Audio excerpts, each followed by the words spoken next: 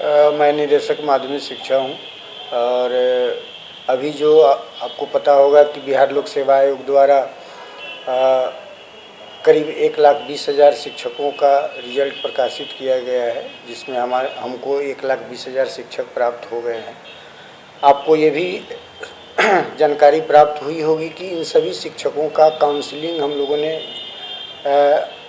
अभ्यर्थियों के आवंटित ज़िले में कराई है और अब तक करीब 1,10,000 लोगों ने काउंसलिंग करा लिया है और प्रक्रिया चल रही है। जो छूटे लोग होंगे वो कराते रहेंगे।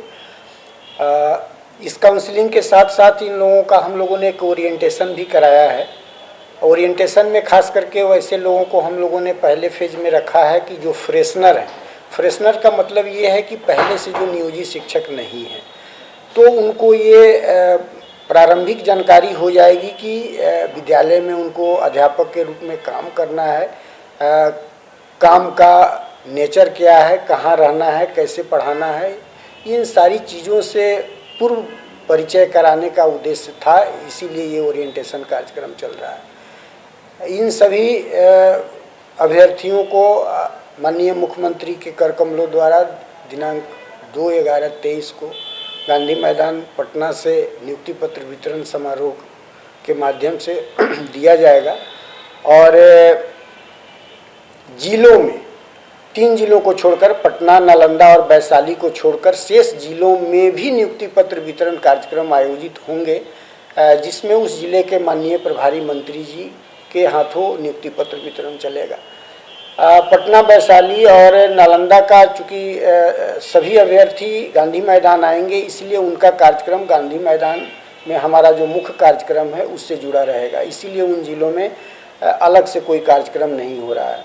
नियुक्ति पत्र उनको वितरण के उपरांत वो फिर सभी अपने संबंधित जिले में चले जाएंगे और फिर उसके बाद वे अपने जहाँ से उनका पदस्थापन होगा और फिर विद्यालयों में जाएंगे।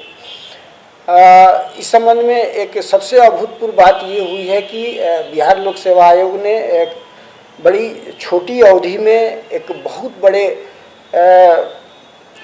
परीक्षा का आयोजन करके एक मुश्त 1,20,000 शिक्षकों की अनुशंसा भेजी है। हम समझते हैं कि खास करके मेरी जानकारी में एक विज्ञापन में इतनी बड़ी संख्या में लोगों की नियुक्ति हुई होगी, मुझे नहीं पता। ये लगता है कि अभूतपूर्व नियुक्ति की कार्रवाई हुई है।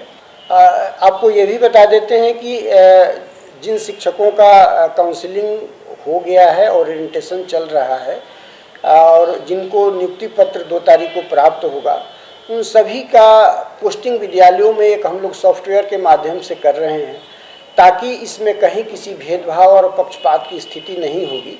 सॉफ्टवेयर के माध्यम से जिन जिलों में उनका ओरिएंटेशन चल रहा है और जहां उनको नियुक्ति पत्र प्राप्त होगा, उस जिले के किसी भी विद्यालय में एट रेंडमाइजेशन के माध्यम से उनका पोस्टिंग होगा और उम्मीद है कि सभी उससे संतुष्ट होंगे और ये किसी प्रकार के आरोप और भेदभाव की स्थिति नहीं होगी।